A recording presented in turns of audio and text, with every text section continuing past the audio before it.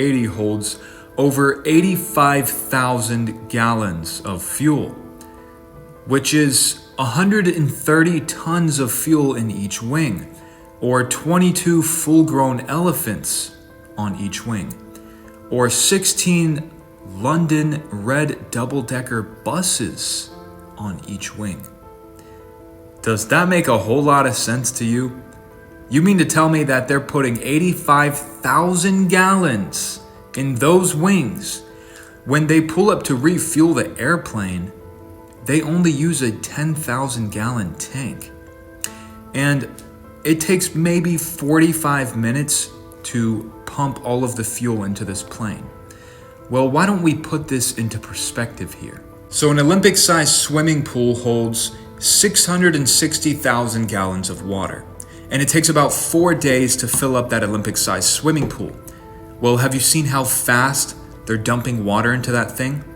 It's quite a bit. Now, if it takes the Airbus A380 about 45 minutes to fill up, and it only requires about 8% of what an Olympic-sized swimming pool requires, that hose would still have to be pumping out over 1,800 gallons per minute to be able to fill up that plane with 85,000 gallons of fuel in just 45 minutes. So a fire hose pumps water at half that speed. And if you were pumping water into the wings of a plane with that much pressure, wouldn't it just destroy the wings of the plane? Think about that, guys.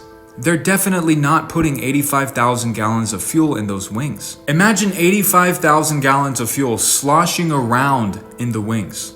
You see, this is a military aircraft, and they are storing 9,000 gallons of fuel in the aircraft.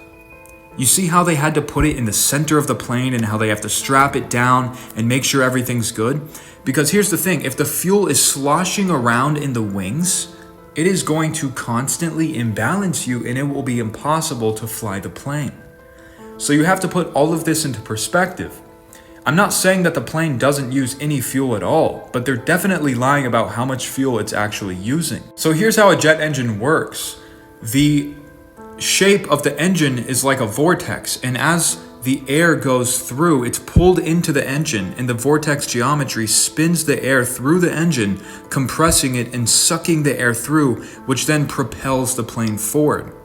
So the engine itself is literally sucking the plane forward by constantly propelling itself through the medium of the air. And according to the owner's workshop manual, the secondary flow of compressed air accounts for 90% of the thrust produced from a jet engine, which means that the fuel isn't actually being used for much.